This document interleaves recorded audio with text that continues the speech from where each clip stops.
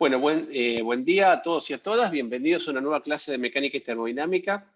Hoy vamos a empezar haciendo un repaso de entropía, viendo cómo calcular la entropía de gases ideales y aplicando eso que aprendemos a dos procesos, uno reversible y otro irreversible, para ver un poco el tema de la segunda ley en términos de cálculo de entropía. Y después vamos a pasar a ver teoría cinética de los gases, que es el tema de la clase de hoy. Y si tenemos tiempo, vamos a terminar con el concepto de entropía de Boltzmann, ¿está bien? Como la relación entre los estados microscópicos y los estados macroscópicos. Así que eso es un poco la idea de hoy. No, equilibrio y orden, le contesto a Emma en el chat, no son sinónimos, ¿está bien? Como lo vamos a ver en un rato. Bueno, breve repaso de la clase pasada. O sea, partimos del segundo principio de termodinámica. El segundo principio de termodinámica me dice qué cosas no se pueden hacer. ¿Está bien? No puedo hacer una máquina térmica, o sea, un proceso cíclico que, intercambiando calor con una única fuente, transforme todo el calor en trabajo. ¿Está bien? Es decir, si pasa esto, el calor es positivo, el trabajo es positivo, eso no puede ser. Tiene que ser las flechas al revés, o sea, el trabajo negativo y el calor negativo. ¿Está bien? O tampoco puedo hacer, mediante un proceso cíclico sin ayuda externa, transferir calor de una fuente más fría a otra más caliente. ¿Está bien? No puedo hacer andar la heladera sin que enchufe. Entonces habíamos visto que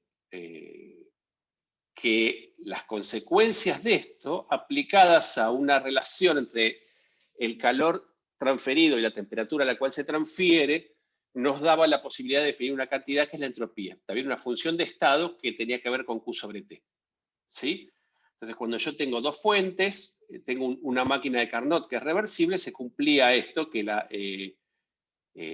QH sobre TH más QC sobre TC es igual a 0. ¿Está bien? Es decir, esta cantidad, la cantidad de calor dividida a temperatura que extrae de la fuente caliente es la misma, pero cambia de signo, que la cantidad de calor dividido a temperatura a la que interactúa con la fuente fría. ¿Está bien?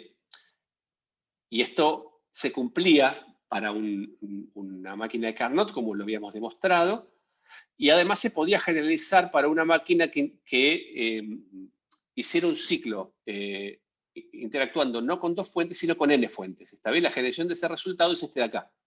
Que si uno tiene una máquina térmica que interactúa con n fuentes distintas, entonces la suma de los calores intercambiados con cada fuente debido a la temperatura a la cual se intercambia es menor o igual que 0 para cualquier máquina térmica. Y en particular, si el ciclo es reversible, o sea, si la máquina es reversible, esto es igual a 0.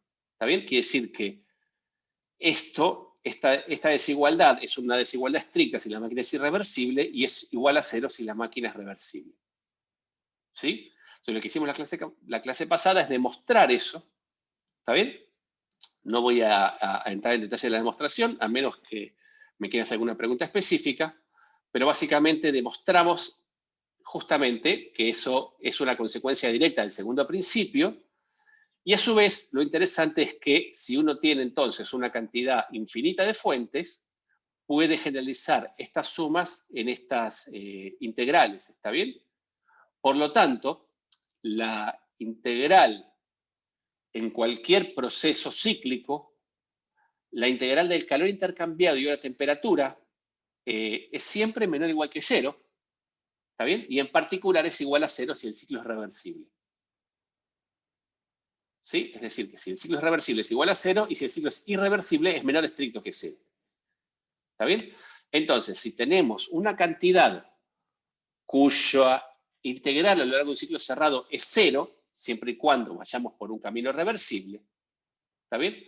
Lo que me está diciendo es que esta integral por cualquier camino reversible me va a dar lo mismo, es decir, que no depende del camino reversible que tomemos, sino depende solamente de los estados inicial y final. ¿Está bien? Bueno, esa es la definición de función de estado.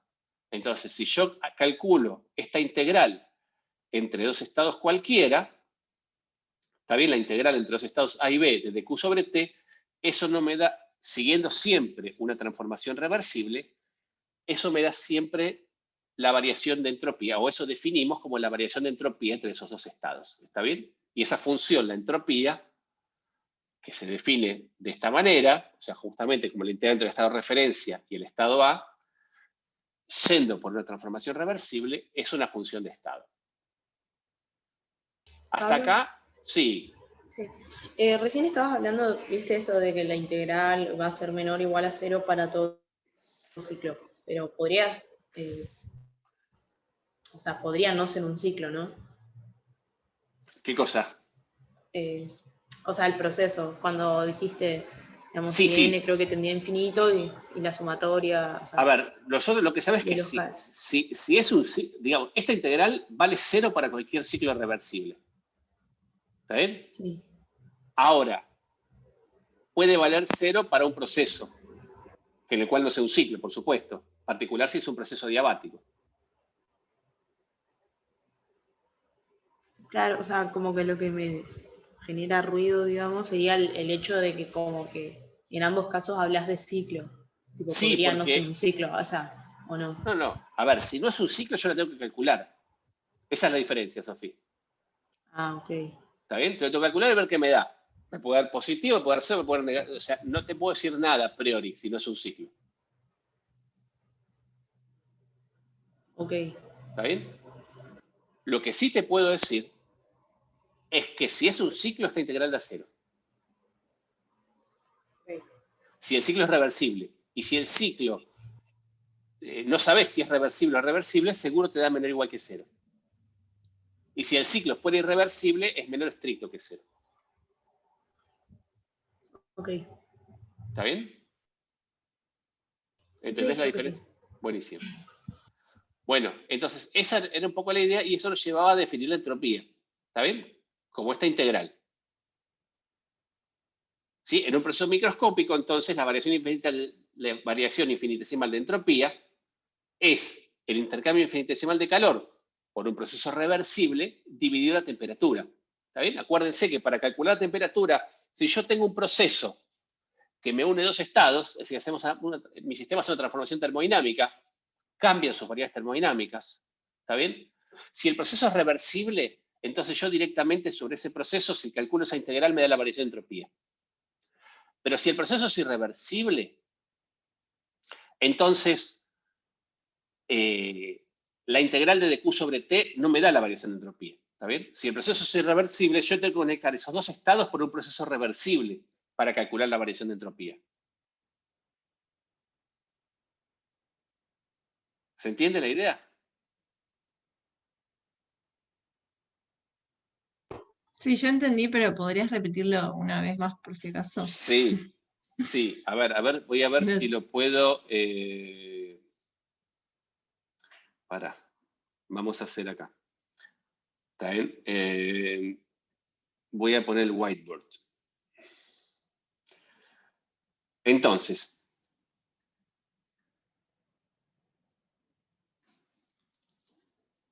imagínate que estamos en un proceso en el plano PB. ¿Está bien?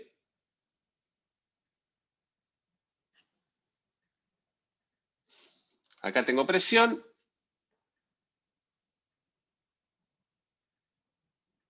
Acá tengo volumen. ¿Está bien?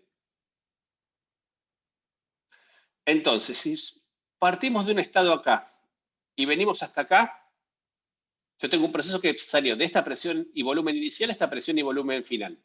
¿Estamos de acuerdo? Sí, sí, Sí, sí. sí. Si yo en este proceso, si este proceso es reversible y calculo dq sobre t y lo integro,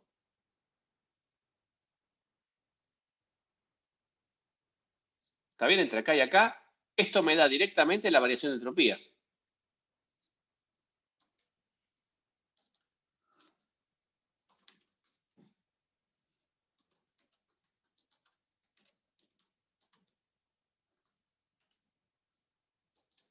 ¿Está bien?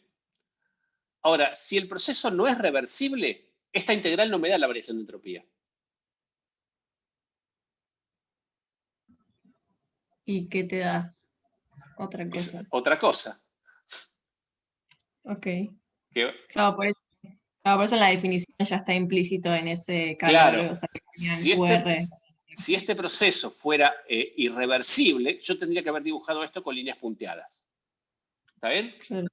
Entonces, si yo quisiera calcular la variación de entropía para ir de... Si este proceso fuera irreversible, yo quisiera calcular la variación de entropía para ir de acá hasta acá, ¿cómo hago? ¿Qué tendría que hacer?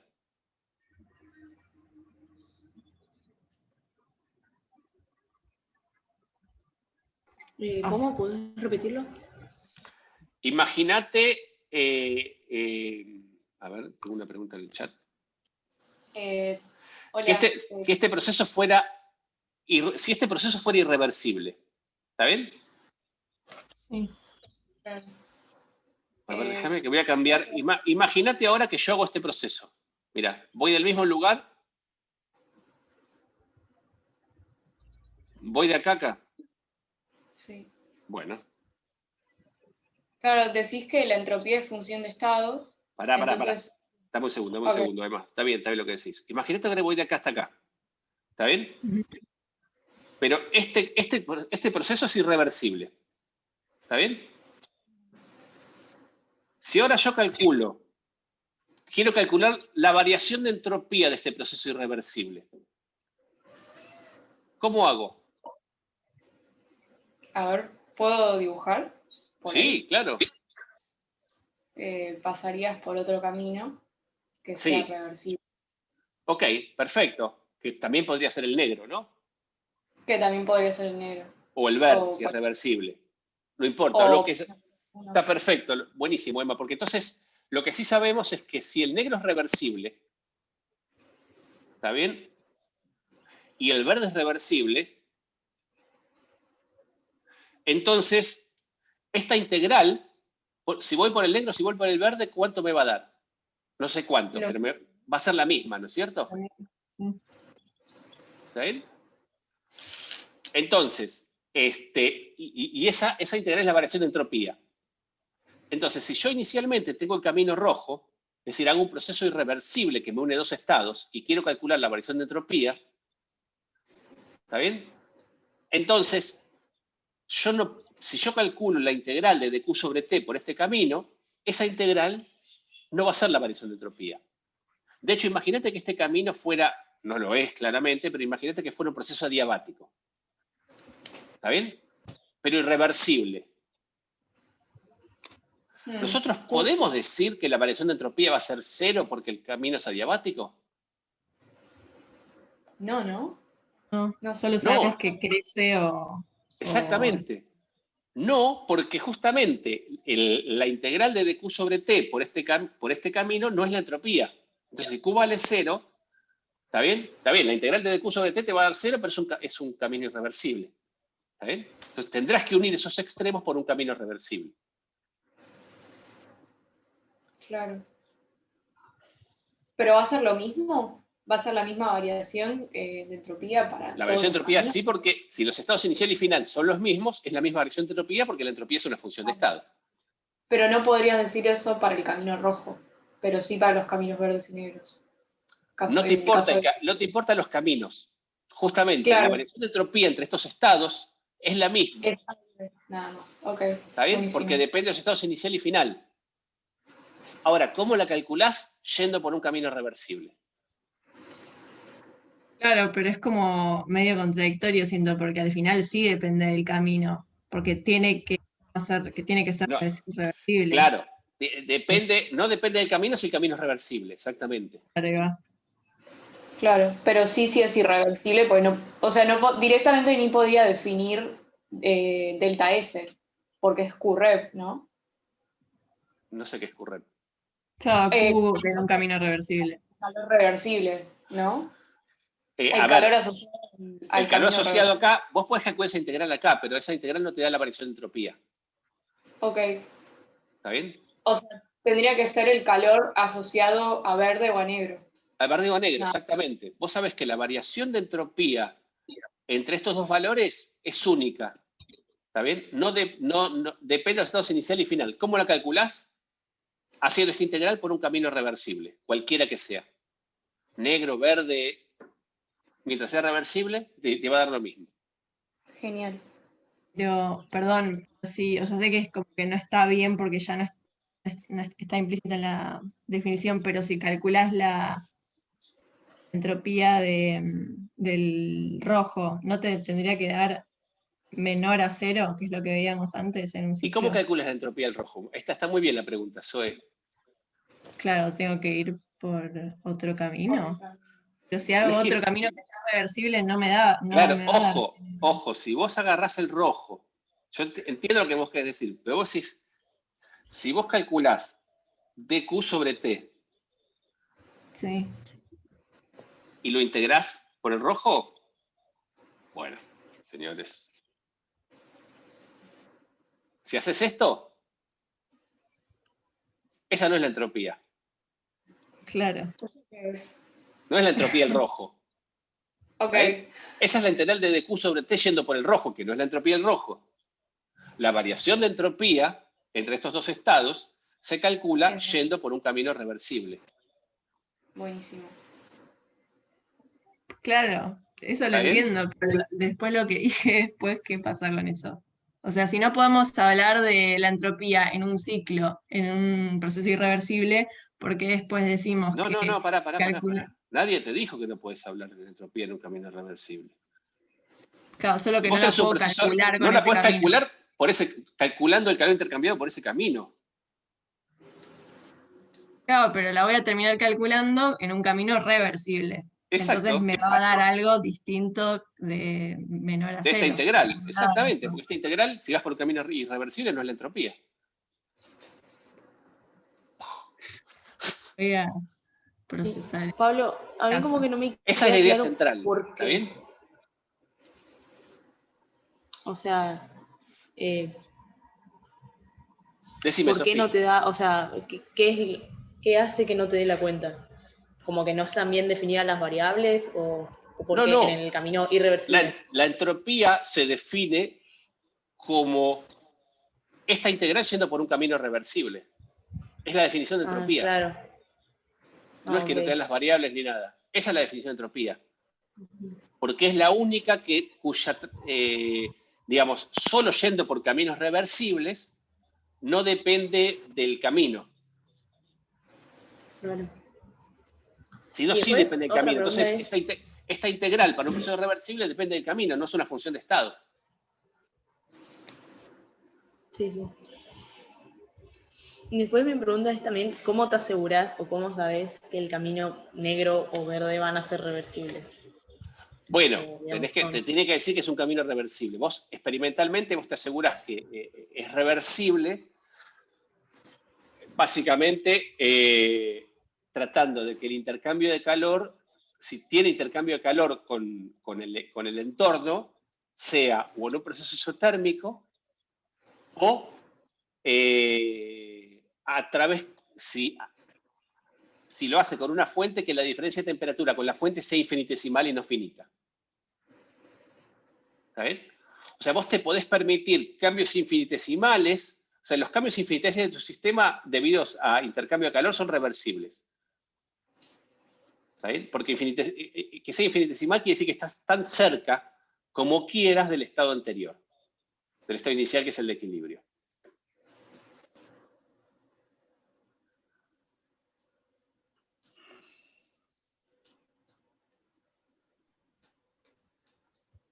Pablo, yo tengo otra pregunta. Decime, Ezequiel. ¿Cómo se dice? Si tomáramos el camino cerrado, o sea, un camino reversible y uno irreversible, Sí, que por lo que habíamos llegado a la clase anterior, tenía que dar menor o igual a cero, sí, que era menor estricto cuando era irreversible. claro. Cuando tiene una parte que es reversible y una parte que es irreversible, ¿se cumple Es el menor irreversible, estricto? es irreversible, sí. Como Ok, camino cerrado es irreversible, claro. ok, está bien. Perdón, a mí me surgió una duda, quizás es medio tonta la duda, pero ¿qué tal si yo tengo el camino negro y el camino verde y ambos son reversibles? Sí, Pero el camino verde, además de ser reversible, era diabático. y los Sí. demás no eran adiabáticos. Delta S para el camino verde, que es adiabático, sería 0, ¿no? Sí, y si vas por el camino negro te tiene que dar 0. ¿También? ¿Sí? Aunque no sea adiabático. Aunque no sea diabático, entonces se tiene que balancear el intercambio de calor. ¿Por qué sé esto? Permitime que paro de compartir esto. Claro, ahí es cuando me perdí un poquito. No, por qué esto, pasa porque eso? vos sabés esto. ¿Está bien? Vos demostraste A ver. esto. Sí. Independientemente de cómo para sea, o sea, vos sabés. Lo demostramos exactamente. Es más, ¿te acordás? A partir del segundo Sí, principio, intercambio de conocimientos, nosotros sabemos que no te importa nada, pero esto se tiene que cumplir. Ok, Si genial. todo el ciclo es reversible, entonces el intercambio de calor sobre la temperatura es 0. No hay tutía. Genial.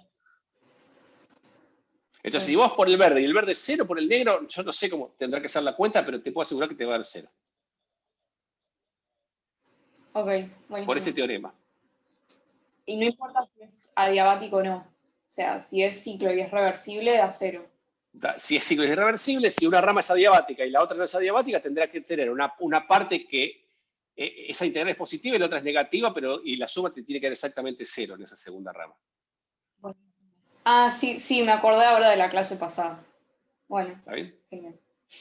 ¿Estamos bien? Como verán, el tema tiene sus sutilezas, ¿está bien? No es del todo sencillo, pero bueno, buenísimo las preguntas. Me parece que se van aclarando los tantos. Bueno, ¿sigo entonces? Entonces, ¿qué teníamos? Que teníamos que el segundo Una principio... cosita. Dale. ¿Se escucha? Sí, te escucho.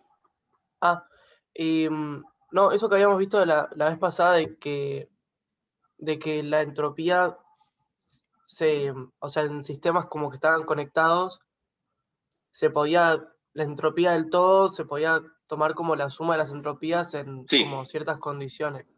Nosotros ahora vamos a tomar en la materia como que siempre se cumple eso, que siempre es la suma de las cosas. Nosotros, sí, vamos a considerar que la entropía es aditiva, y entonces la entropía de un sistema más su entorno, la entropía del sistema es la entropía del entorno. ¿Está bien? Ok, genial. Sí. Entonces, en ese caso, si este sistema compuesto como sistema y entorno, o sea, este universo, ¿está bien? Que como complemento de dos cosas que pueden intercambiar calor de trabajo, pero como un todo es un sistema aislado, entonces la evolución de este sistema se da de manera tal que la variación de entropía de este conjunto es siempre mayor o igual que 0. ¿Está bien? O sea, va a ser igual a 0 si el proceso es reversible y mayor estricto a 0 si el proceso no es reversible, si es irreversible. Y eso lo vamos a ver para un ejemplo, con un gas ideal. ¿Está bien? Entonces, pasemos ahora a calcular la entropía de un gas ideal.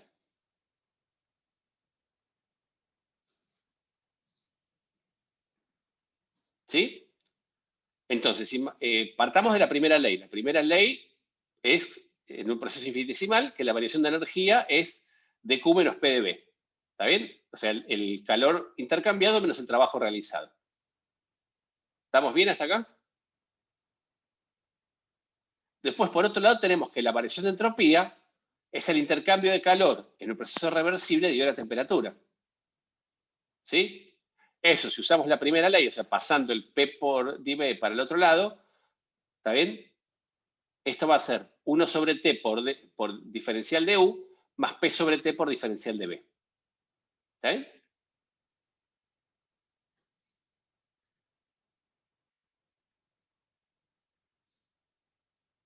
¿Estamos bien hasta acá?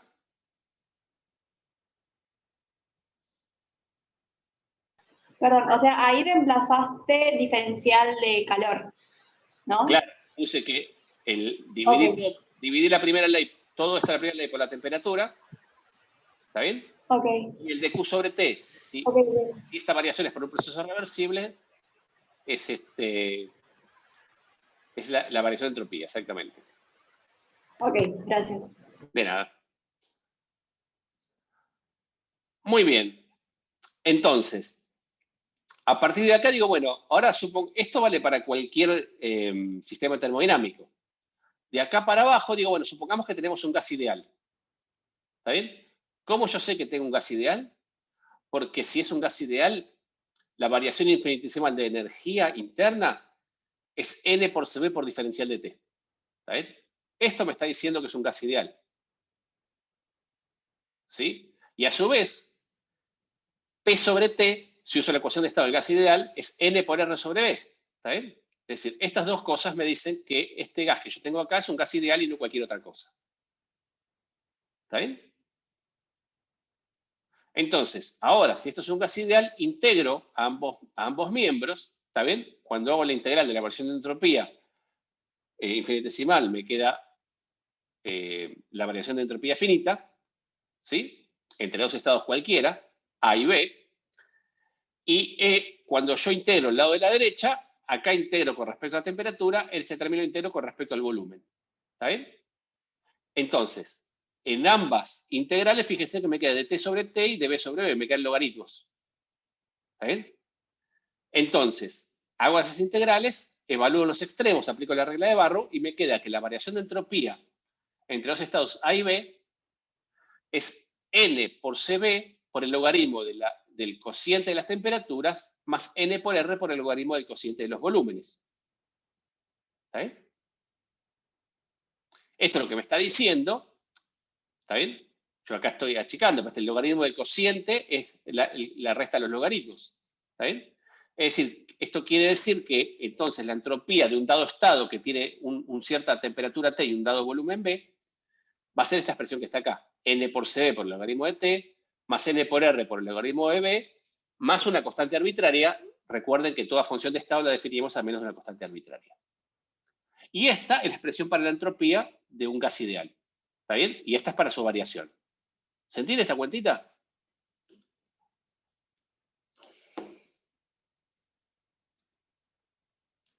Sí, y cuando vimos esto de entropía habías dicho que no la podemos tipo calcular la entropía absoluta. ¿Es por el hecho que nos falta la constante o por otra cosa? Sí, porque está definida en menos de una constante, digamos. ¿Está bien? Ah, ok. Entonces, lo que tiene O sea, sentido, lo que es medible, es la diferencia de entropía, la variación. Claro, ok. Exacto. ¿Está bien? Bueno, vamos a usar esto. Vamos a agarrar un gas ideal y vamos a hacer una variación entre dos estados siguiendo un proceso reversible y un proceso irreversible. Y vamos a calcular la variación de entropía del sistema más su entorno, en ambos casos. ¿Está bien? Y vamos a ver cómo vemos la segunda ley en estos ejemplos. ¿Está bien?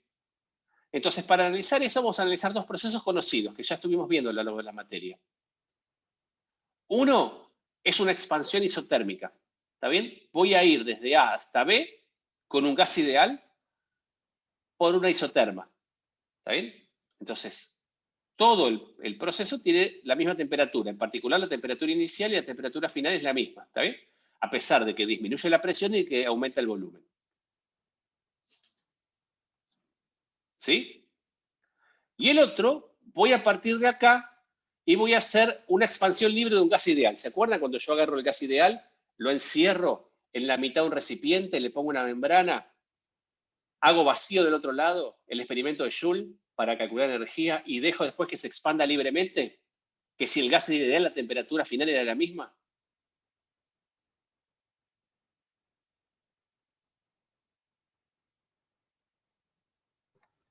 Sí, Cri, sí. cri.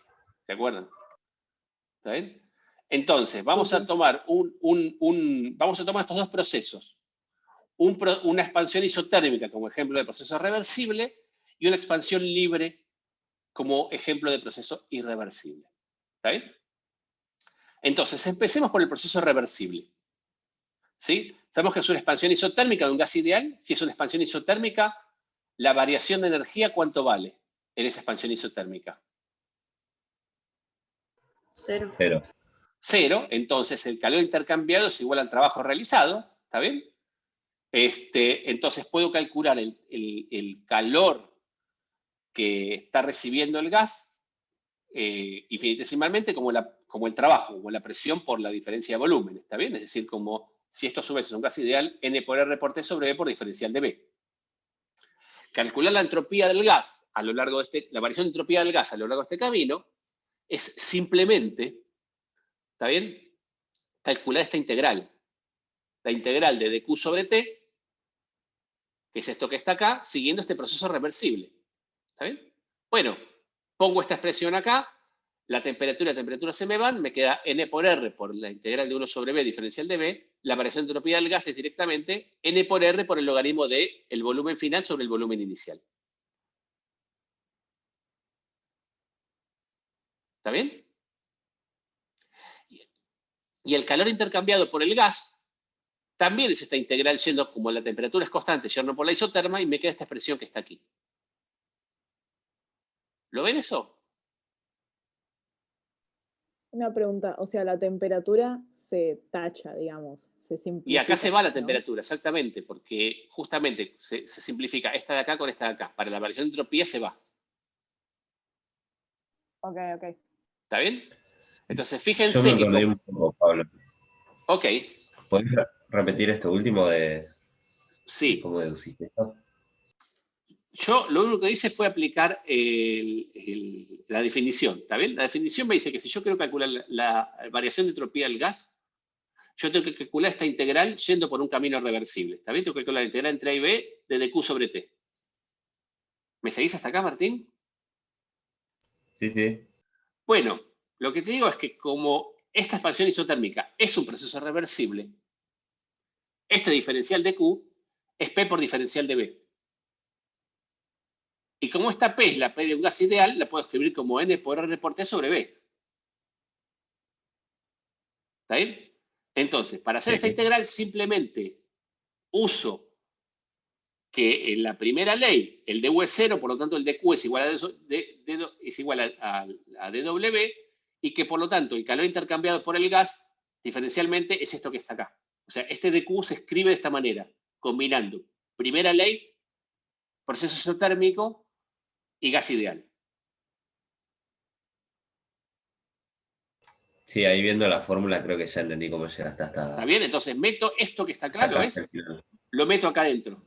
Cuando lo Sí. meto acá adentro, Sí, la sí. temperatura y la temperatura se me van, el N y el R salen afuera y me queda 1 sobre B diferencial de B integrado. Bien, bien. ¿Está bien? Y después queda el logaritmo.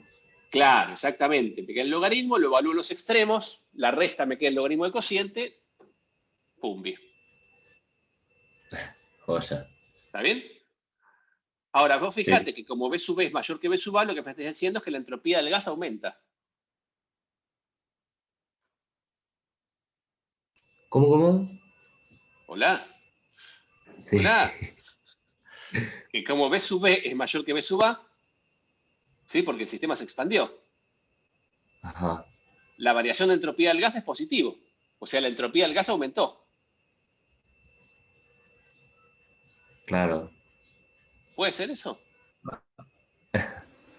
Claro, y eso el correlato con química sería que nuestro gas ideal estaría aumentando sus microestados.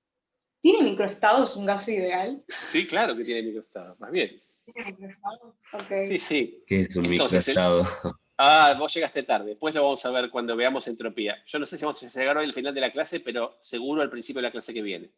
¿Está bien? Porque estuvimos viendo, nos adelantamos un poco a lo que viene hablando de cuál es la definición de Boltzmann de la entropía. ¿Está bien? Claro. Que era la relación entre...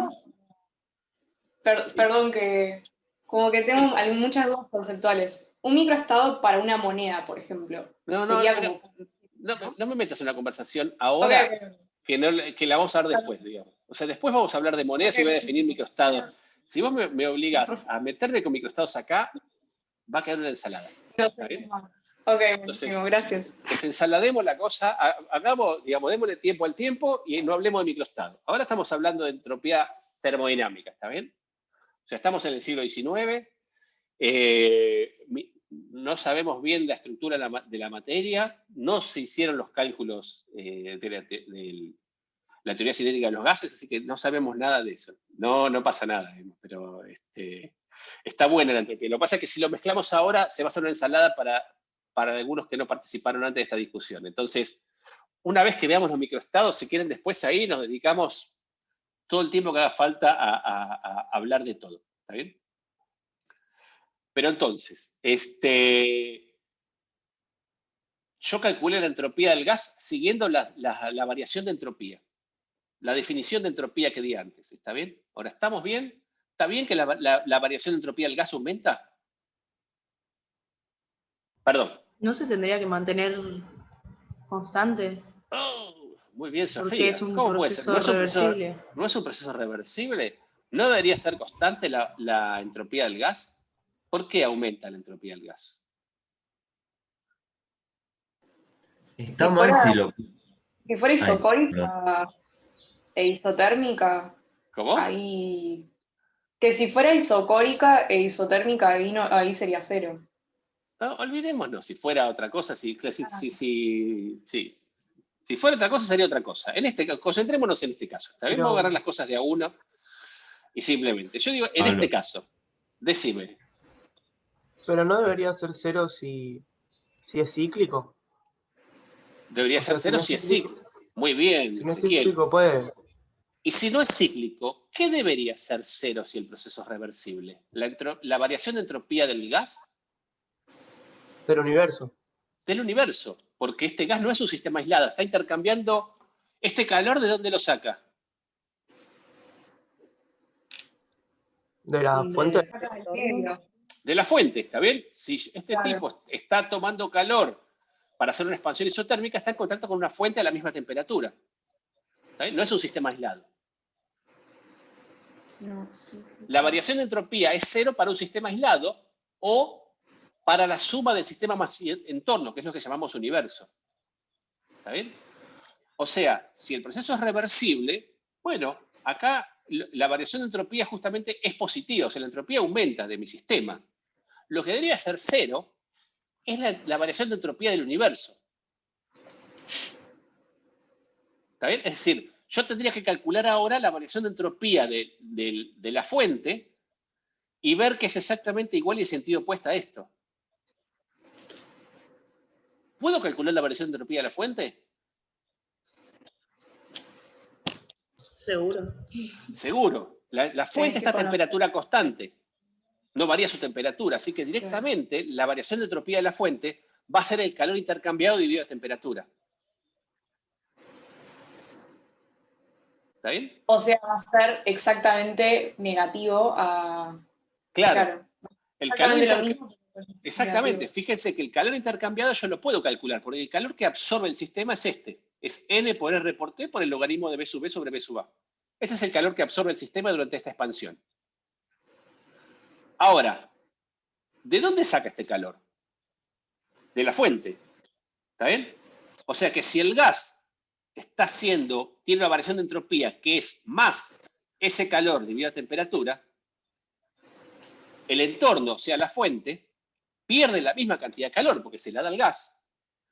Y está a la misma temperatura porque está a la misma temperatura que el sistema durante toda esta expansión isotérmica.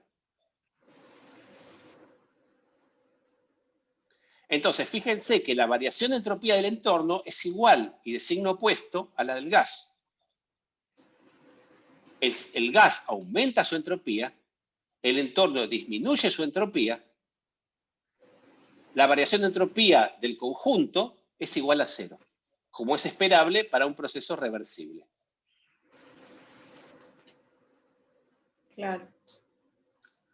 Estuvimos hablando, después hablamos, ya tuvimos una discusión antes de las 9 acerca de la entropía y el desorden, que la voy a postergar hasta que veamos el ejemplo de las monedas y los microestados, Martín. Ok, ok. ¿Está bien? Pero sí, yo sé que están... Ahora, déjenme que acomodemos las fichas a su debido tiempo, digamos. ¿Está? ¿Se entiende este ejemplo? Entonces, fíjense que la variación de entropía del universo me da cero. Como es esperable en un proceso reversible. Pero no la del sistema, no la del gas. La del gas aumenta. ¿Está bien? Pero la del entorno disminuye. Y la suma da cero.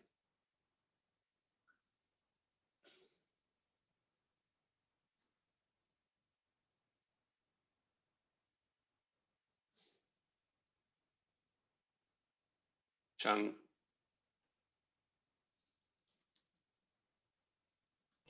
Está bien, sigamos. ¿Sigo?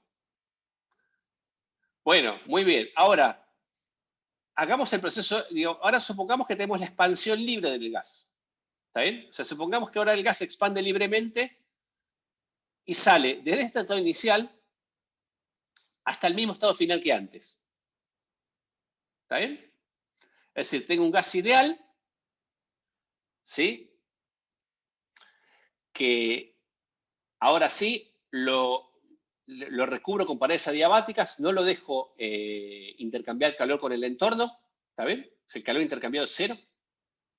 Lo confino en una parte de mi, ¿cómo es? De este doble volumen, ¿sí? De manera que el volumen inicial sea B sub A, sea este de acá. El volumen total, la suma de los volúmenes es B sub B. Acá hago vacío y después rompo la membrana y lo dejo expandir libremente. ¿Está bien? Entonces, como el calor intercambiado es cero y el trabajo es cero, ¿está bien? Recuerden que este sistema no variaba su energía interna. Y si el gas era ideal, es decir, estaba suficientemente diluido, la temperatura final era la misma que la inicial. Eso era algo que había medido Joule. ¿Estamos bien hasta acá? ¿Se entiende entonces el proceso este? Sí, sí se entiende. ¿Cuánto vale la variación de entropía del gas? ¿Es cero? No, es lo mismo que...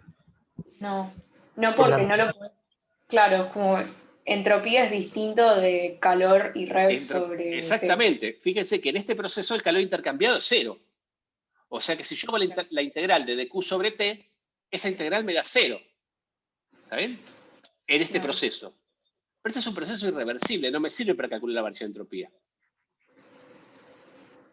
Entonces tenés que llamar tenés que decir que delta S es función de estado. Claro. Y ya lo mismo que... Exactamente. Exactamente, muy bien ahí. Entonces, ¿cómo calculo? Y bueno, tengo que unirme en los mismos estados inicial y final por un proceso reversible. Un proceso reversible que conecte los mismos estados inicial y final es el que acabamos de calcular recién, la expansión isotérmica. Claro. Entonces, la ahora variación... el calor sería cero, ¿no? Claro. En este caso, la variación de entropía del gas es la misma que antes, ¿está bien? Fíjense que es la misma que antes. Pero la variación de entropía del entorno es cero, porque el entorno no intercambia calor. Entonces, la suma de las variaciones de entropía del gas más el entorno es lo que te da la variación de entropía del universo. Es cero la del entorno, positiva la del gas. La variación de entropía del universo es mayor que cero, como es lo esperable para un proceso irreversible.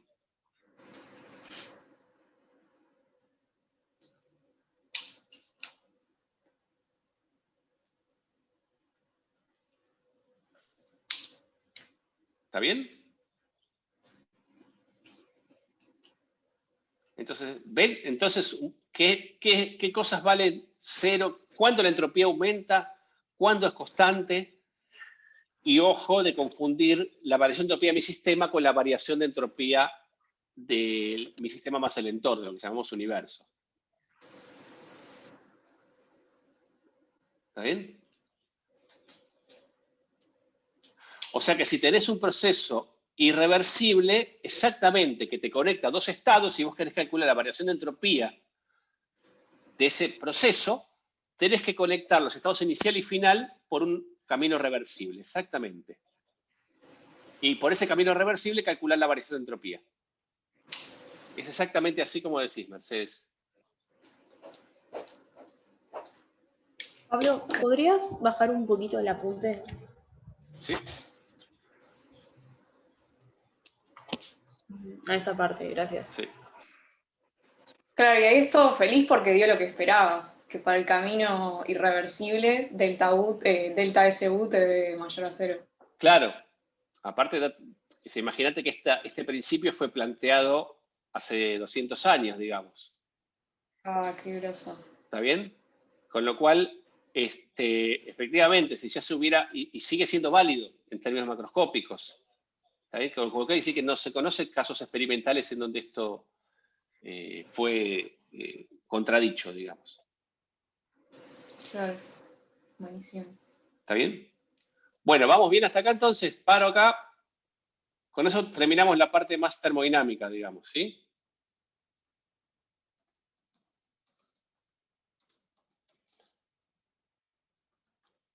O sea, con esto terminamos lo que van a usar en la práctica para los parciales. ¿Está bien? Lo que viene ahora es bonus track solo de la teórica.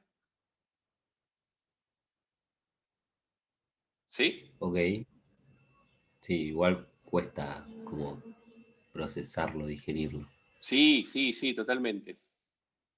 Totalmente. Entropía, como ya les dije, entropía no es fácil, digamos.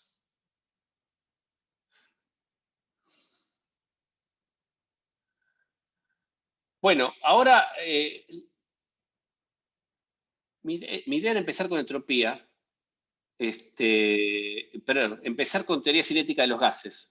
Pero si quieren seguir con entropía, puedo alterar un poco el coso y hablar de la entropía microscópica de los microestados. ¿Quieren que sigamos con entropía?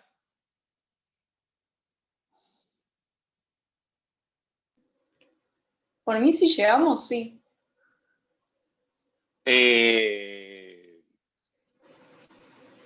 O empiezo, yo no las tendría que aprender, tendría que decidir yo, pero bueno, estoy indeciso, por eso les pregunto, digamos. Ahora tengo dos opciones. O sea, ya históricamente yo siempre acá arranco mi clase haciendo el modelo cinético molecular del gas ideal, o sea, la teoría cinética de los gases ideales. ¿Está bien? Y después, cuando terminamos esto, si tengo tiempo, les doy entropía, y si no, la entropía de las monedas. ¿Se acuerdan? La entropía micro-macro, la entropía de Boltzmann. Y si no llegamos, se la doy al principio de la clase que viene. Eso es lo natural. ¿Está bien? Lo que puedo hacer, si se está muy enganchado con entropía, es ver ahora entropía, la entropía de Boltzmann, y después, si llegamos, dar teoría cinética, y si no, lo vemos la clase que viene. ¿Tienen alguna preferencia o me dejan definir a mí? Definí vos, Pablo.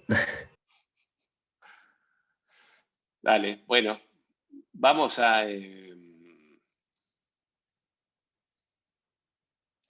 vamos por acá entonces, ¿está bien? Vamos a seguir el camino, voy a ser conservador y voy a seguir el camino que viene haciendo hasta ahora, ¿está bien?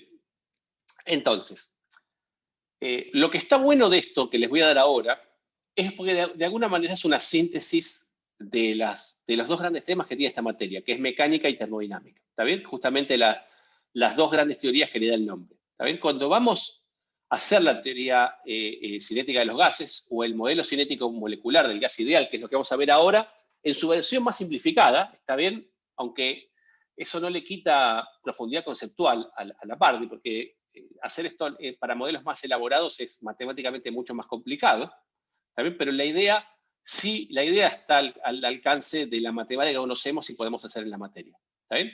Entonces la idea es hacer una teoría que me explique la ecuación del gas ideal en términos de la dinámica de las n moléculas subyacentes. ¿Está bien? Eso es lo que vamos a ver ahora. Entonces, como dice acá, el objetivo de una teoría molecular es entender las propiedades macroscópicas termodinámicas en términos de las propiedades de sus componentes, ¿está bien? De las propiedades microscópicas. Entonces, para hacer esto vamos a tomar un modelo bien simplificado de moléculas, ¿está bien?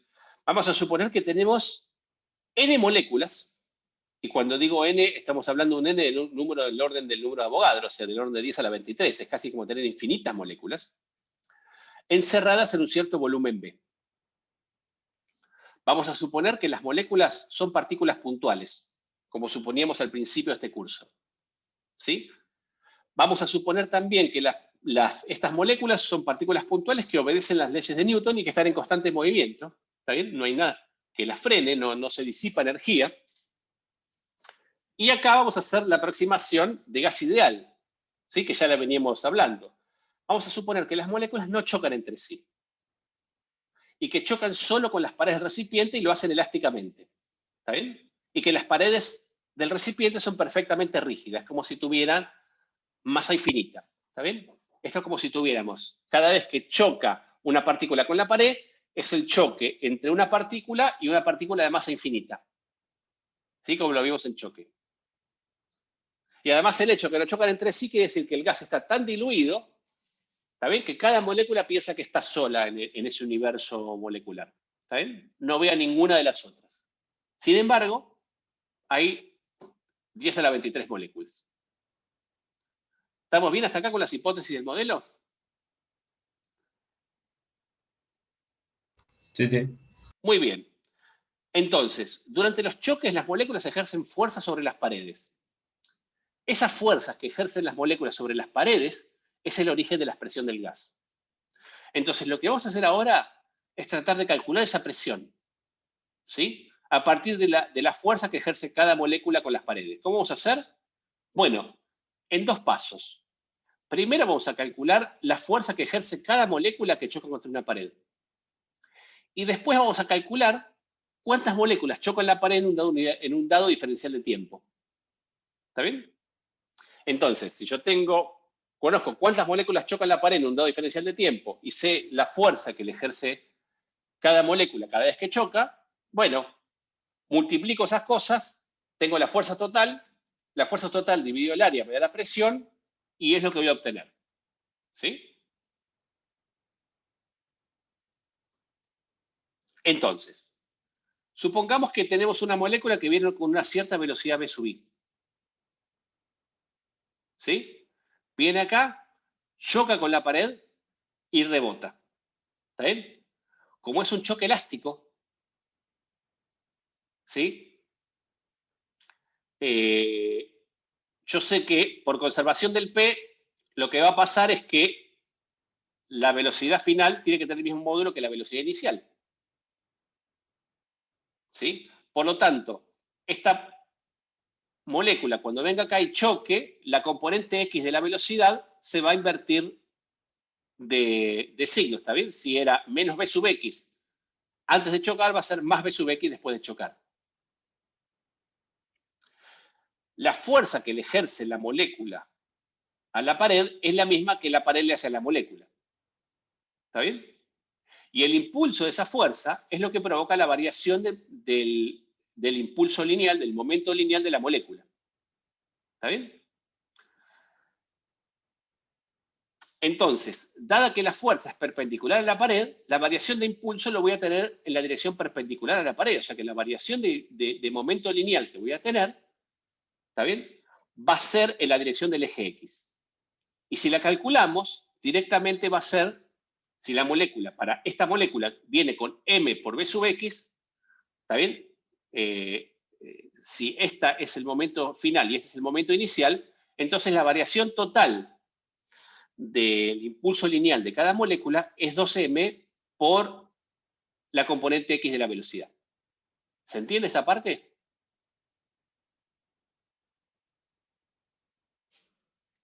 Sí. Muy bien. Entonces, esta es la primera parte de la cuenta, que era la más fácil. ¿Cuánto es la fuerza? Bueno, no calculamos la fuerza, pero calculamos la variación de impulso lineal. ¿Está bien? Estamos a un paso de la fuerza. ¿Sí? Vamos a dejar esta acá, esta expresión la vamos a llamar 1. Y vamos a calcular ahora cuántas moléculas chocan la pared en un dado diferencial de tiempo. ¿Sí? Entonces, para hacer eso vamos a hacer estas cuentitas como hacíamos en fluidos. Si yo tengo una molécula que se acerca a la pared con una cierta velocidad v sub x, en un dado diferencial de t, esa molécula en ese dado diferencial de t va a avanzar una distancia diferencial de x, que es v sub x por diferencial de t. ¿Está bien hasta acá? Sí, sí. Quiere decir que todas las moléculas que estén a esta distancia de la pared van a chocar con la pared en ese diferencial de t. ¿Sí? O sea, todas las moléculas que están a una distancia diferencial de x o menor que el de la pared van a chocar la pared en ese dado diferencial de t. ¿Está bien? Ahora, todas las moléculas que están a esa distancia son todas las que están contenidas en este volumen de este paralelepípedo que dibujé acá. ¿Lo ven? Sí.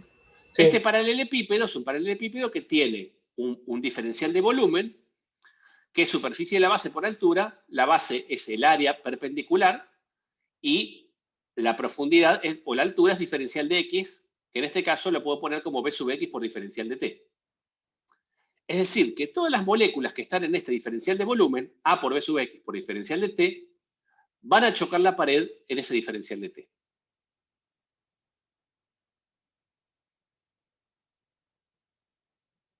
¿Estamos? Ay, decime, Pilar.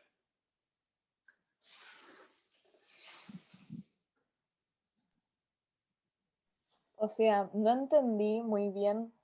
O sea, estás calculando el dt en base a la distancia que está la molécula de chocar, ¿no? No, al Contra revés. la pared. Al revés. Digo, bueno, agarro, qué sé yo. Digo, en la próxima micronésima de segundo, ¿cuántas moléculas van a chocar la pared?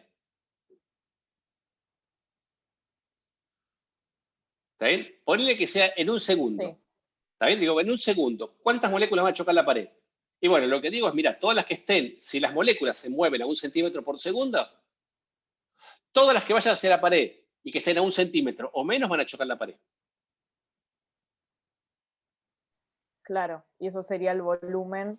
Y claro, entonces, todas las que están en ese volumen, que es las que están básicamente a 1 centímetro de distancia de la pared, van a chocar la pared en ese segundo. Claro, ok, ahí va, ahí entendí. ¿Ah? Buenísimo. Yo lo que no entendí es dónde estamos diciendo que tienen que estar yendo contra la pared. Todavía no lo estamos diciendo. Muy bien, Ezequiel, todavía no lo estamos diciendo. Dame un segundo. ¿Está bien? Muy sagaz para ver eso, todavía no lo estoy diciendo. No lo voy a hacer ahora un ratito. ¿Está? ¿Me aguantás un toque? Sí, sí. Buenísimo. Entonces, la pregunta es, ¿cuántas moléculas tengo en ese diferencial de volumen? ¿Sí? Bueno, si las moléculas están distribuidas uniformemente en todo el volumen, entonces yo lo que voy a esperar es que la densidad sea constante. ¿Está bien? Sí. Entonces, si la densidad es constante y este volumen chiquito es un décimo del volumen total, yo voy a esperar encontrar acá un décimo de las partículas totales. ¿No es cierto?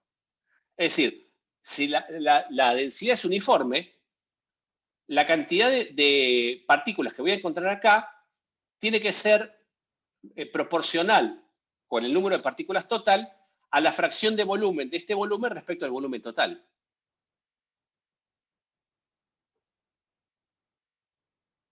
Es decir, que el número de moléculas que tengo en este volumen diferencial de B respecto al número total de moléculas tiene que ser la misma proporción que que tiene ese volumen infinitesimal con respecto al volumen total.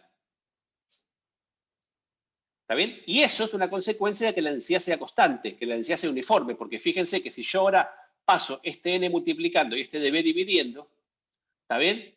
Entonces lo que estoy diciendo es que la densidad, que en todo el volumen la calculo como n sobre b, en ese volumen infinitesimal lo voy a calcular como el número de moléculas en ese volumen dividido ese volumen. ¿Se entiende la idea acá? Sí, sí. Entonces, el número de moléculas que voy a tener en ese diferencial de volumen, paso el n para acá, me va a quedar n sobre b por ese diferencial de volumen. Y ese diferencial de volumen es a por b sub x por diferencial de t, como lo habíamos calculado antes. Es decir, que calculé el número de moléculas que tengo en ese diferencial de volumen. Ahora vamos a la pregunta que me hacía Ezequiel recién. Ahora, todas las que tengo en ese volumen no están todas yendo contra la pared. ¿Está bien? ¿Cuántas tengo yendo para la pared? Bueno, si yo imagino que las moléculas están distribuidas al azar, ¿está bien? Entonces, yo voy a tener con la misma probabilidad, a menos que tengo algo que me las empuja para un lado explícito, que no lo tengo, entonces la probabilidad de que una se mueva para la derecha tiene que ser igual a la probabilidad de que una se mueva para la izquierda. Entonces, voy a suponer, ¿está bien? Que si las moléculas están distribuidas al azar y se mueven equiprobablemente hacia la derecha o hacia la izquierda, que solo la mitad de las que tengo en este volumen están yendo hacia la pared. O sea que la cantidad de moléculas que tengo encerradas en ese volumen que van a chocar la pared es un medio de ese total, o sea, un medio de n sobre b por a por b sub x por diferencial de t. Y esta es la segunda expresión que yo quería calcular. ¿Cuántas moléculas chocan la pared por unidad de tiempo?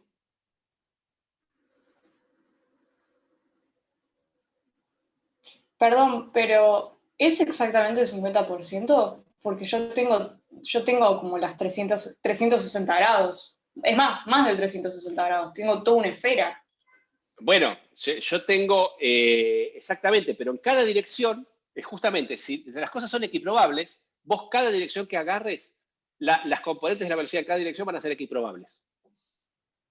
¿Está bien? Sí, sí, eso sí. De las que todas... Pero Entonces yo acá no estoy diciendo que estas tipas todas... Vos fíjate que acá esta es la componente X de la velocidad. ¿Está bien? Salvo las que vayan claro, estrictamente para arriba o estrictamente para abajo, todas tienen alguna componente de la velocidad b sub x, alguna proyección. salvo las que están directamente verticales. Claro, pero las esas que ni son las- directamente perpendiculares. Claro, ¿Está bien? genial. Entonces, cada componente está equiprobablemente distribuida, digamos.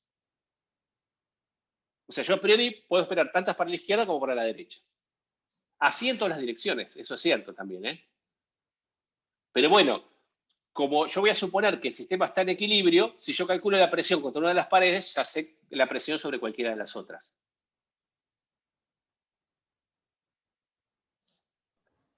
Pero, o sea, sabemos que la mitad tiene una componente X que va hacia la pared, Sí, pero no todas tienen la misma componente X, como no todas para tienen la misma contar lo componente. mismo la presión. No, muy bien, Ezequiel, está muy bien, estás muy astuto hoy y te estás adelantando siempre a mis apuntes, con lo cual está muy bien. ¿Está bien? Sorry. Así que está perfecto, está Me quedo perfecto. No, está perfecto, porque esto es así. Yo, acuérdate que estoy simplificando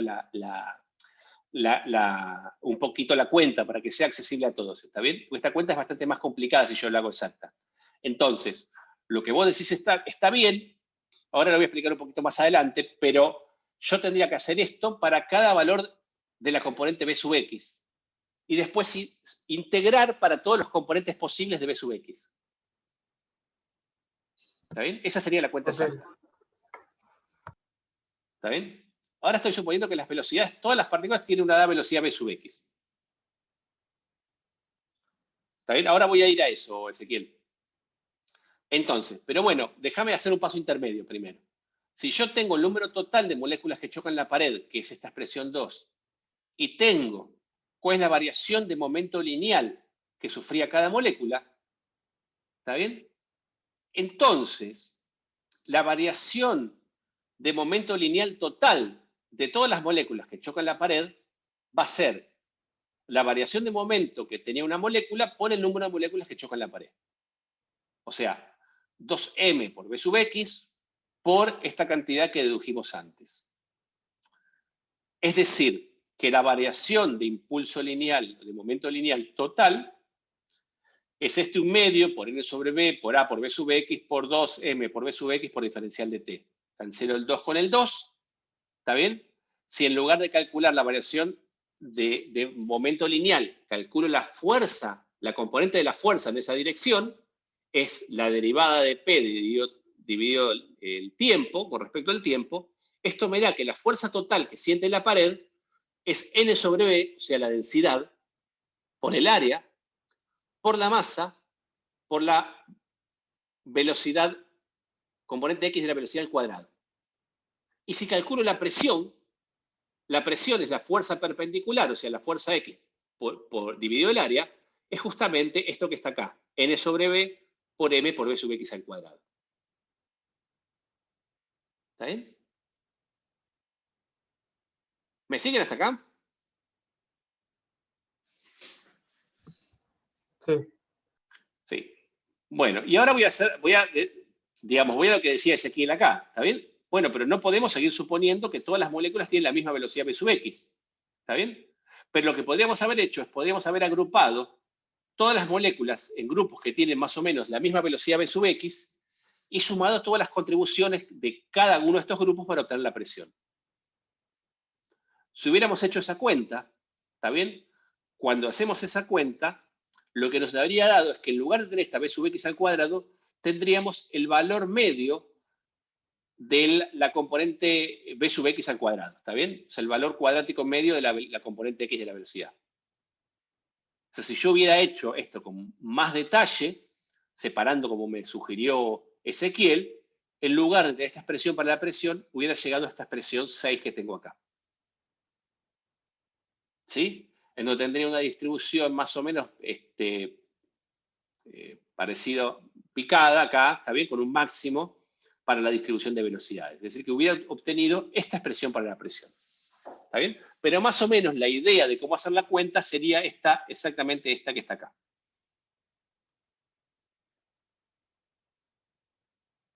¿Sí? Ahora,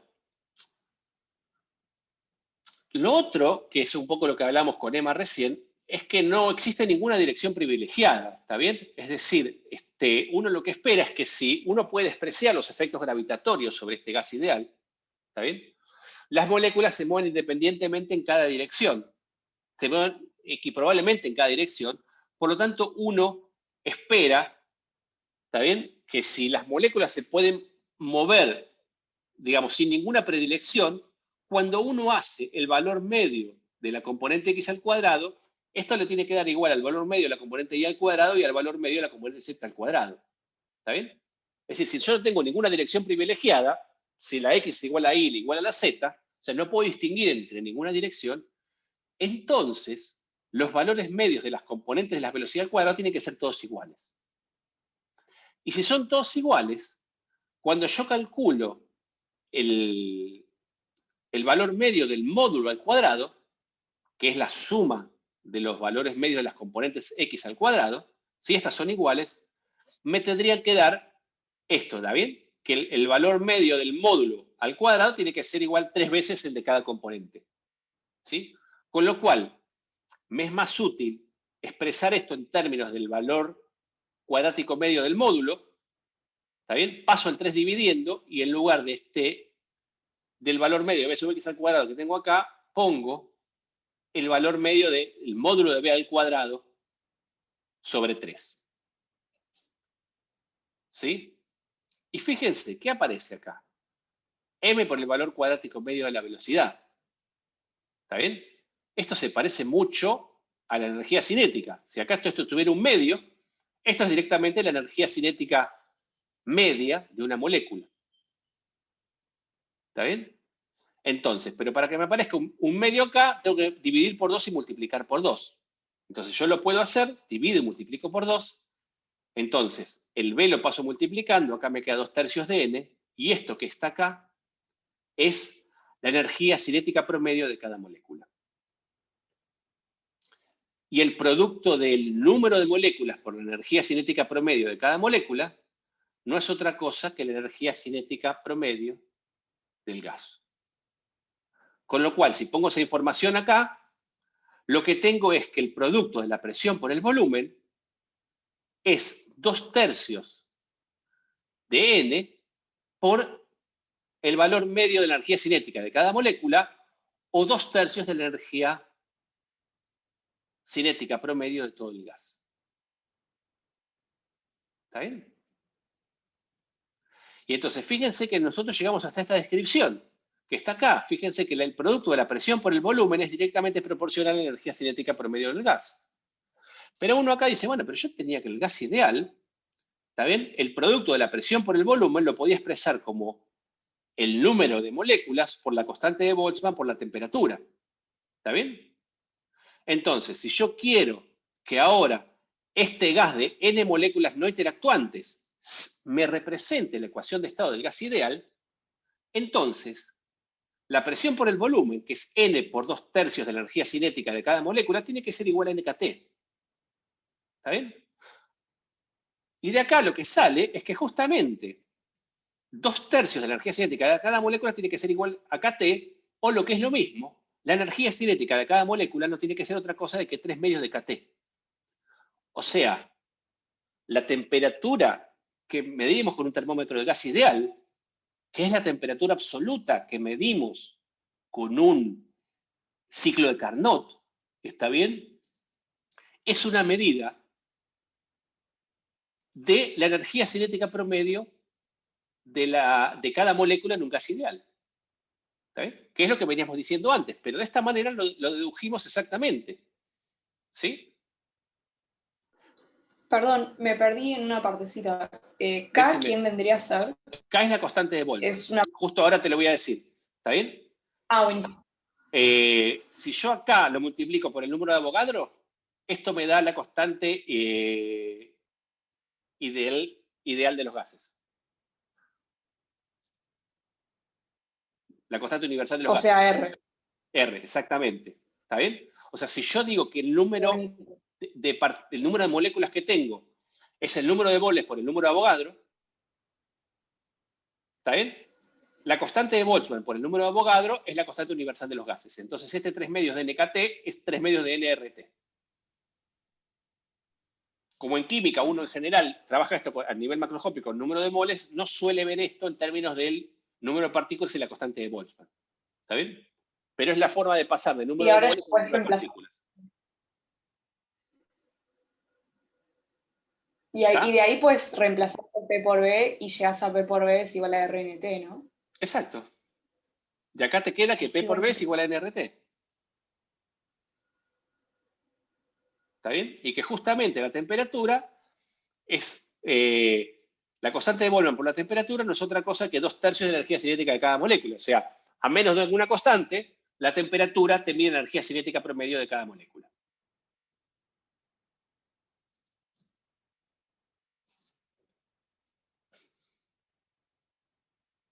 ¿Sí? Y entonces, fíjense que de acá sale naturalmente que si ahora yo tengo, en este modelo molecular, quiero calcular la energía, porque ahora tengo N moléculas. ¿Está bien? Tengo N moléculas que no interactúan entre sí. Entonces, la energía interna de esas N moléculas es la energía cinética promedio del gas. Y la energía cinética promedio del gas es esto que está acá, 3 medios de NKT, o lo que es lo mismo, 3 medios de NRT. Entonces, fíjense que acá me sale naturalmente que la energía cinética de este gas de N moléculas depende solo de la temperatura.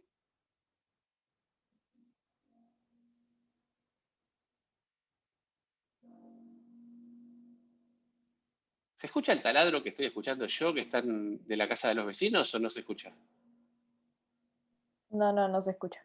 Qué suerte.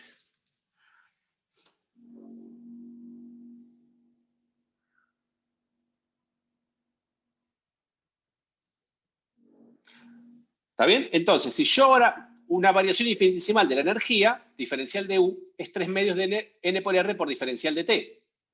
¿Está bien? Si yo hago la variación infinitesimal de la energía de esta expresión de acá. Pero nosotros sabíamos que para un gas ideal, la variación infinitesimal de la energía era N por CB por diferencial de T. Acuérdense que llegamos a esta expresión solamente a partir del experimento de Joule. No había ninguna forma lógica en que podíamos llegar a la expresión de la energía interna de un gas ideal sin conocer la parte microscópica. ¿Está bien? Estamos experimentalmente apoyarnos en el experimento de la expansión libre de Joule. Bueno, acá sale naturalmente. ¿Está bien?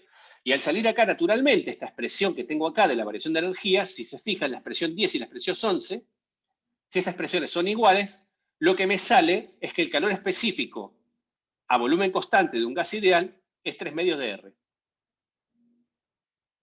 Y como habíamos demostrado, eso sí, que para un gas ideal Cp menos Cb era igual a R, de acá sale que si yo tengo un gas ideal monoatómico, el Cb es 3 medios de R y el Cp es 5 medios de R.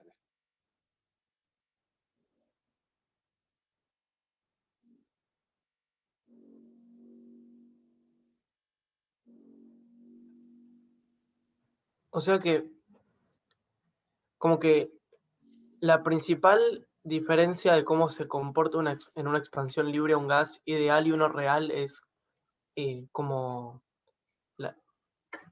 digamos, que solo depende de la temperatura, tiene que ver con que se puede despreciar la interacción entre las moléculas dentro del gas. Exactamente. Exactamente.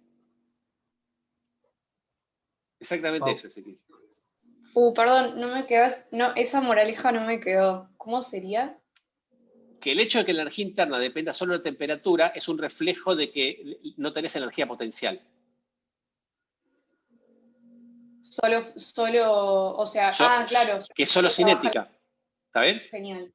O sea que el hecho de que vos macroscópicamente veas que la energía cinética de un gas ideal solo depende de la temperatura, lo que te está diciendo a nivel microscópico es que no tiene energía potencial, o sea que estás despreciando las interacciones entre las moléculas. Es exactamente eso. ¿Ah? Por eso es que es tan importante medir el calor específico de un gas. O el calor específico de un gas, lo que te dice acá, es una medida de cuánta energía absorbe el sistema por calor a volumen constante. Y desde un punto de vista molecular, el CB está íntimamente relacionado a cómo se escribe la energía interna. Íntimamente relacionado. ¿Está bien? O sea, medir el CB es de alguna manera tener un panorama de cómo se escribe la energía interna. Y cómo se escribe la energía interna, vos te dice justamente eso de si no tenés interacción o cómo es esa interacción. Claro. Claro, porque la energía interna sería como la suma de todas las energías que tenés. Y la energía interna sería la suma de todas las energías cinéticas más la suma de todas las energías potenciales. Claro, donde las energías potenciales en este caso son 0. Son 0, exactamente. Si no tenés que sumar por cada par de moléculas, tenés una contribución de energía potencial. También tenés que sumar todos los pares una vez. Claro. Genial. También por eso, que si uno tiene una energía interna que depende además del, digamos, la energía interna de un gas que no es ideal, por ejemplo, un gas de Van der Waals u otro gas, tiene que depender a su vez de alguna otra variedad termodinámica. No puede depender solo de la temperatura. Esas de los ajustes esos de... Claro, y hay unos ejercicios en la guía de eso. Sí, sí.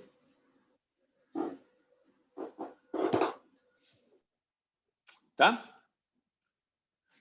Entonces, ahora una cosita más, digamos. Si nos detenemos en esta, un poco acá casi que terminamos, digamos. Lo que le doy ahora también es una pequeña chapa que tiene que ver con cómo hacerse una idea del teorema. Alguna vez creo que alguien lo discutió acá, con el teorema de equipartición de la energía. ¿Está bien?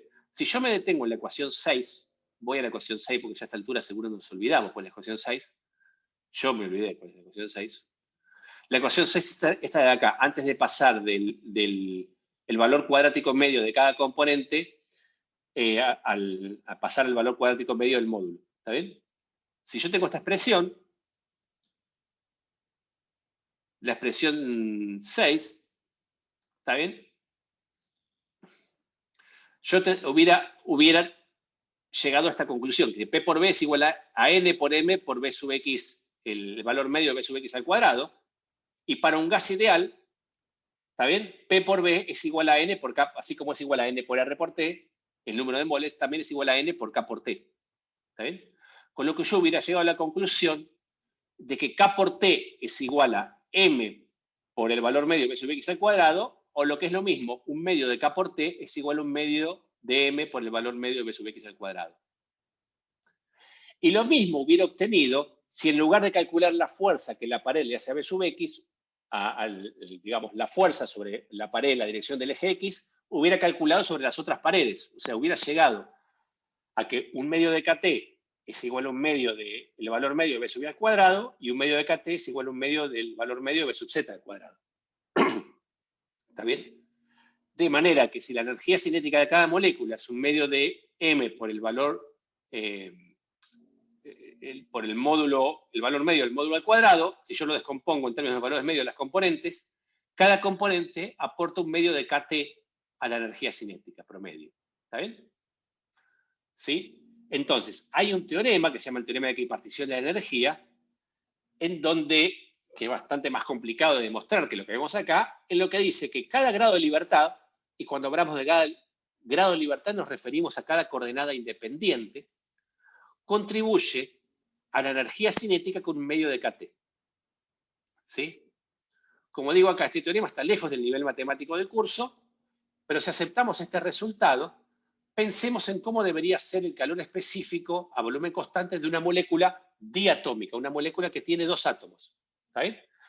Entonces, yo tengo una molécula que tiene 2 átomos, además voy a tener ¿cuántos grados de libertad? ¿Cuántas coordenadas independientes? Voy a tener 3 grados de libertad de traslación para el centro de masa. O sea, si yo voy a describir el movimiento de esta molécula como el movimiento del centro de masa, en donde el movimiento del centro de masa tiene una componente X, una componente Y, una componente Z de la velocidad, o sea, tengo 3 grados de libertad, ¿está bien? Más esta molécula tiene 2 grados de libertad de rotación. Puede rotar así o puede rotar así. ¿Está bien? Entonces, puede rotar alrededor del eje X o puede rotar alrededor del eje Z. ¿Sí? Entonces, la molécula diatómica formada por 2 partículas puntuales va a tener 5 grados de libertad.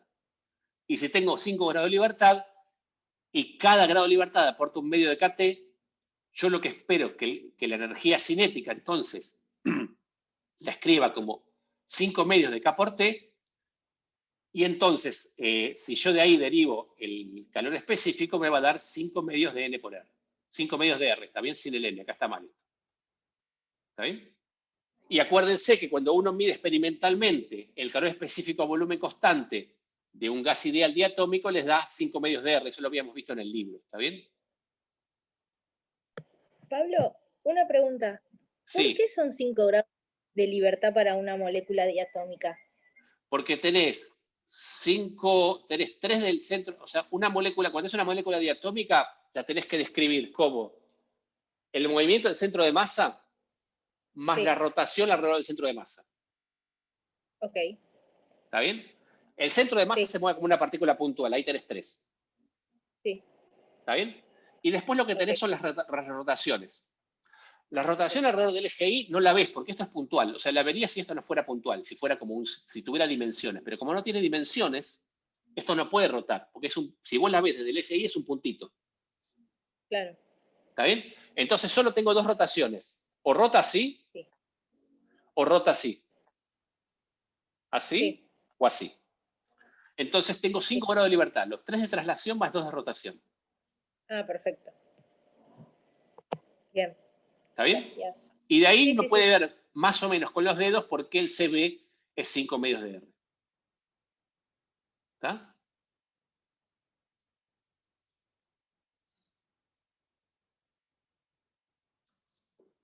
¿Estamos hasta acá?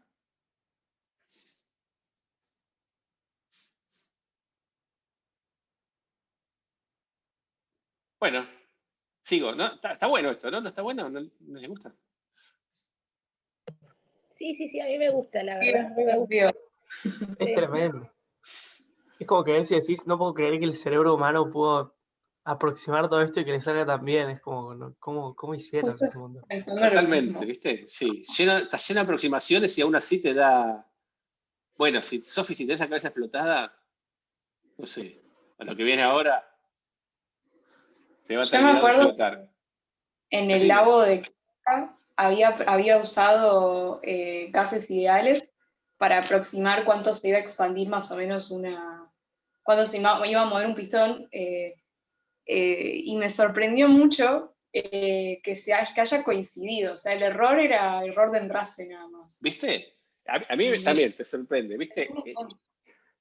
El poder de las buenas aproximaciones, ¿no? Te das cuenta que a veces por más que uno en física hable de vacas esféricas, ¿viste? De masa despreciable, en realidad cuando uno hace estas aproximaciones tienen cierta, digamos, bueno, uno sabe lo que está aproximando más o menos, por lo menos te pone un coto a las cosas y después puedes buscar situaciones experimentales en donde eso se aproxime sí, más bien. Totalmente, a eso que te dijiste, digamos. La verdad que está bueno. Yo me esperaba que iba a haber un error gigante, que esto, de lo otro, pero no, nada. Nada. Es tal cual. Como buenísimo. que no sé, ni se era re bonito. Buenísimo. Bueno, ahora sí, vamos con entropía, con lo que estamos hablando al principio, microestados y macroestados. ¿Está bien? Entonces, recién vimos que podíamos calcular la energía interna de un gas ideal en forma microscópica, a partir de las velocidades de las moléculas. ¿Está bien?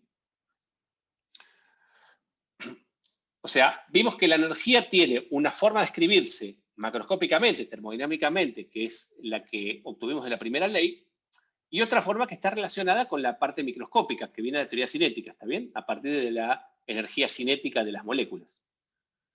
La pregunta es, ¿se puede hacer lo mismo con la entropía? Que es otra función de estado fundamental para esto.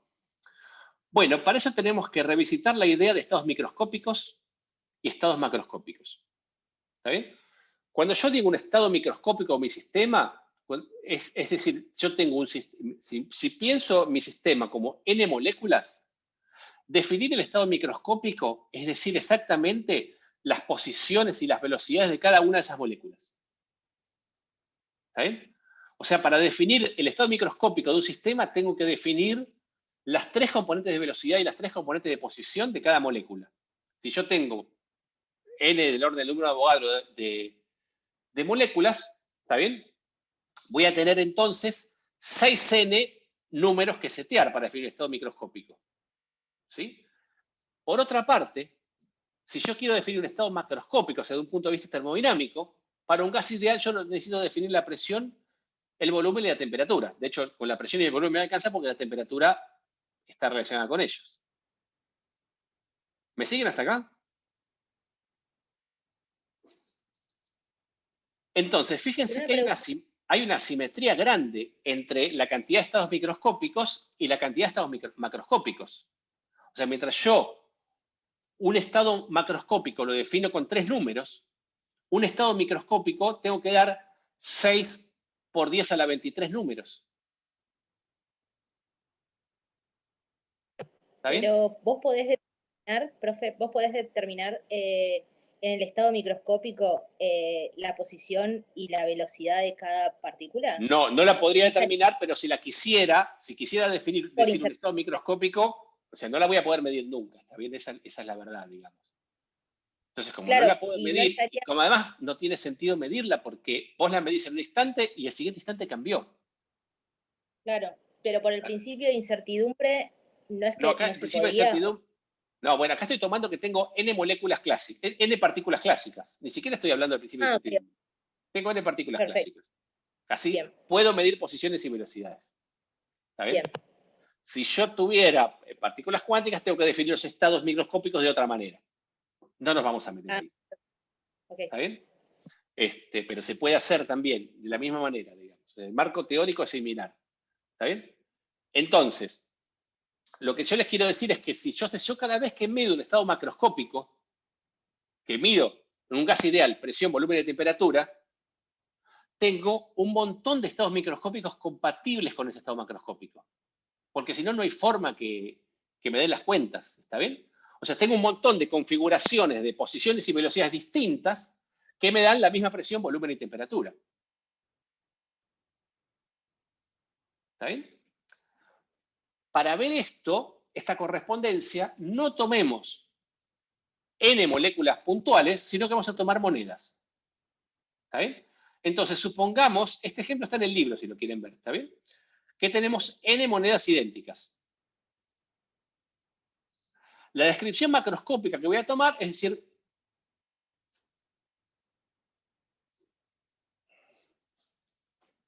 ¿cuántas moléculas, o sea, perdón, que ya tengo una dada cantidad de monedas, cuántas son caras y cuántas son cruces? ¿Sí? Y la descripción microscópica es el detalle de las monedas que son caras y las monedas que son cruz. ¿Sí? Entonces, por ejemplo, veamos esta cosa. Supongamos que tenemos 4 monedas. ¿Sí? Y acá voy a escribir todos los estados macroscópicos posibles y todos los estados microscópicos posibles de mi sistema de 4 monedas. ¿Está bien? Entonces, por ejemplo, si son todas caras, es un estado macroscópico. Y también un estado microscópico. ¿Está bien? O sea, el estado macro es 4 caras.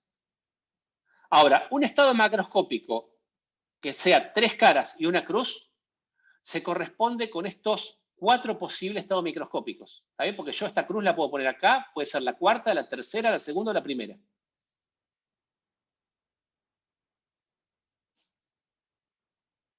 ¿Sí? Si yo tengo 2 caras y 2 cruces, ¿está bien? Tengo 1, 2, 3, 4, 5, 6 estados posibles en donde 2 monedas son caras y 2 monedas son cruces. ¿Está bien? Puede ser cruce la tercera y la cuarta, la segunda y la cuarta, la segunda y la tercera, etc. Y después tengo los estados simétricos. Una cara de 3 cruces y 4 cruces. ¿Lo ven esto? Sí, se ve. Sí, sí, sí. Entonces, fíjense que en esta descripción tengo 5 estados macroscópicos y 16 estados microscópicos. ¿Está bien? Ahora, no todos los estados macroscópicos se corresponden con la misma cantidad de estados microscópicos. Tengo estados macroscópicos menos probables, como el hecho de que sean todas caras o todas cruz, que en términos, la probabilidad de que ocurra, si todos los estados microscópicos son equiprobables, entonces la probabilidad de que ocurra el estado todas caras o todas cruz es 1 sobre 16, o sea, es una vez sobre los 16 estados posibles. ¿Está bien? Sí. Mientras que el estado macroscópico más probable es la cantidad de estados macroscópicos que tengo, es la cantidad de estados microscópicos compatibles con ese estado macroscópico, que son mitad cara, mitad cruz, o sea, tengo 6 configuraciones posibles sobre 16. ¿Está bien? O sea que la probabilidad de tener, digamos, de tener todas las monedas cara, todas las monedas seca, todas las monedas cruz, es un 16avos. Y la probabilidad de tener 6 monedas, la mitad de las monedas cara y la mitad cruz es 6 16avos. ¿Está bien? O sea, lo que estás diciendo es que si yo tengo 800 millones de monedas, la más probable va a ser 2 caras, 2 cruces. La más probable es mitad cara, mitad cruz. O sea, no 2 caras, mitad cara, claro, mitad cruz. porque Claro. Ahora imagínate, es la bueno, microestados. ahora imagínate que yo tengo esto en una Claro. especie de cosa que se va agitando, ¿está bien? En un piso que se va agitando. Entonces las monedas están cambiando todo el tiempo, se están moviendo, ¿está bien? Y cambian de cara a cruz todo el tiempo. ¿Está bien? Entonces, si todas las Claro, monedas es son iguales, campanoso. si todas las monedas son iguales, es súper campanoso. Todos los estados microscópicos, todos los estados microscópicos son equiprobables. ¿Está bien? Claro, sí. Sí, Todos los evidente, microscópicos. sí, sí. Ahora, cuando yo tomo una medida macroscópica, los estados macroscópicos no son equiprobables. ¿Está bien? Claro, Los ok. estados macroscópicos se corresponden con la cantidad de estados microscópicos que tienen asociado. Entonces, yo en lugar de tener 4 monedas, tuviera 100 monedas, el número de estados microscópicos que voy a tener es 2 a la 100. ¿Está bien? Es decir, que esto me da más o menos del orden de 10 a la 30. ¿Sí? Si yo calculara el número de estados que son mitad cara y mitad cruz, de esos 10 a la 30, tendría más o menos 10 a las 29 que son mitad cara y mitad cruz. ¿Está bien? O sea, la inmensa mayoría de los estados microscópicos que me aparecen son más o menos, son mitad cara, mitad cruz. Claro. Entonces, los resultados menos probables, cuando vos haces crecer el n, cuando yo hago crecer el número de monedas, se hacen cada vez más improbables. ¿Está bien? Porque el estado de tener todas caras o todas cruz es 1 sobre n. Es siempre 1 sobre n. ¿Está bien? O sea, estos estados de tener todas caras y todas cruz, cuando n tiende a infinito, o cuando n tiende a ser el número de Avogadro, que es lo mismo, pasan a ser, la probabilidad de que ocurran pasa a ser 0. ¿Está bien? Si yo tuviera 10 a la 23 monedas, la probabilidad de encontrar, mediante fluctuaciones espontáneas que se ponen todas caras o todas cruces, es 0. Y el estado más probable que voy a encontrar es que la mitad cara y la mitad cruz, con alguna fluctuación pequeña. ¿Está bien? Porque el resultado más probable, macroscópicamente, ¿está bien? El que tiene mitad cara y mitad cruz, la probabilidad de que ocurra crece mucho cuando n tiene infinito. ¿Está bien? Entonces, el estado macroscópico, que es todas caras, es muy informativo de mi sistema. ¿En qué sentido que es informativo? Que ese estado macroscópico me define exactamente un único estado microscópico.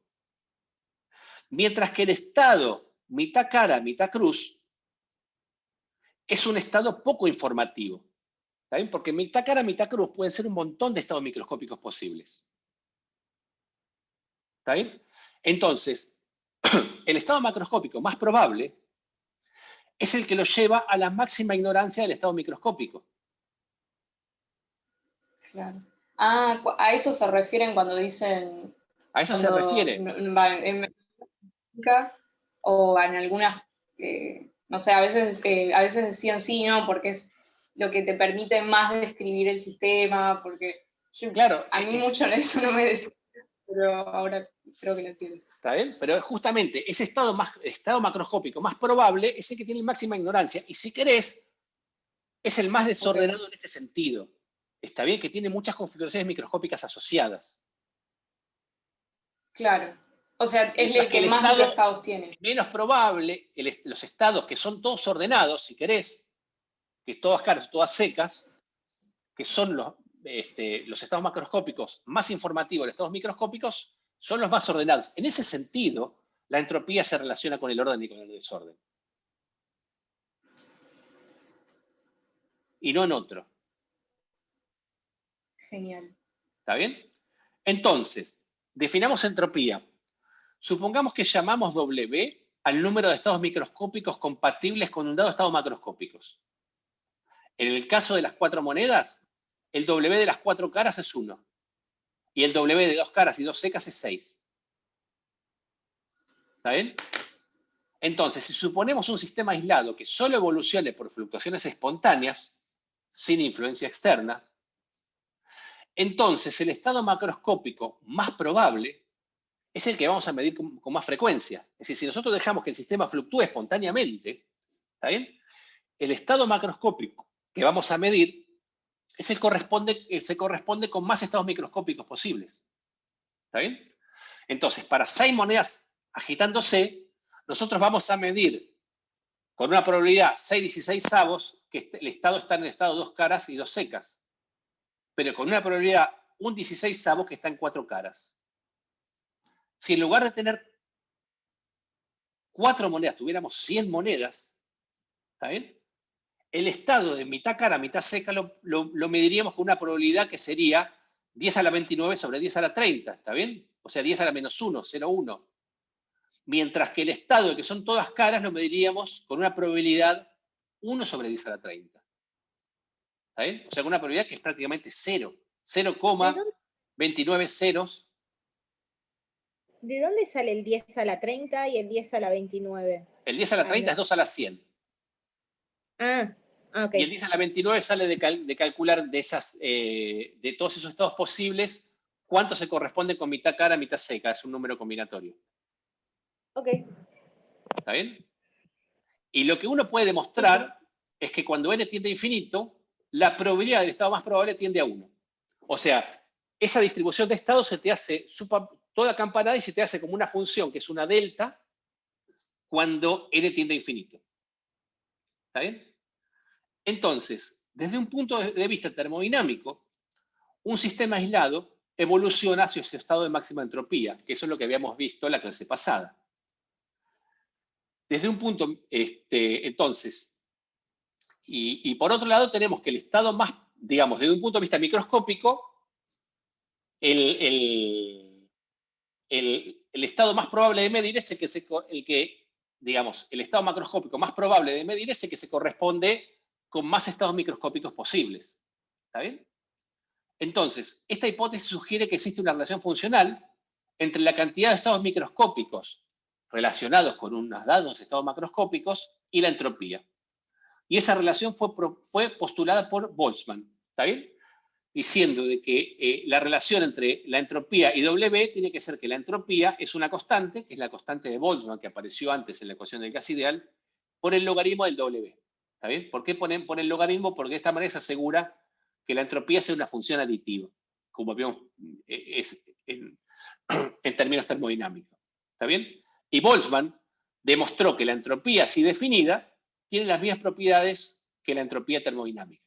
¿Está bien? Que la entropía definida en términos de W, que era la cantidad de microestados compatibles con un dado de macroestados, se comporta exactamente como la entropía termodinámica. ¿Está bien? En particular, si W es 1, como el caso de tener un estado en que todas las monedas son caras, la entropía de ese estado es 0. ¿Está bien?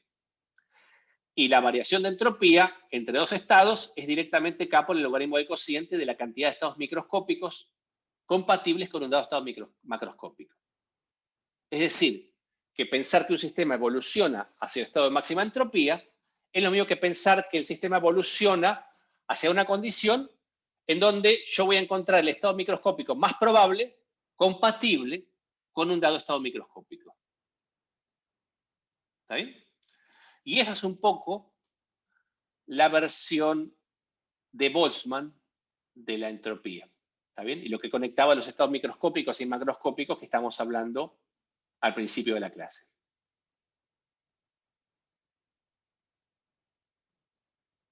Y acá voy a terminar.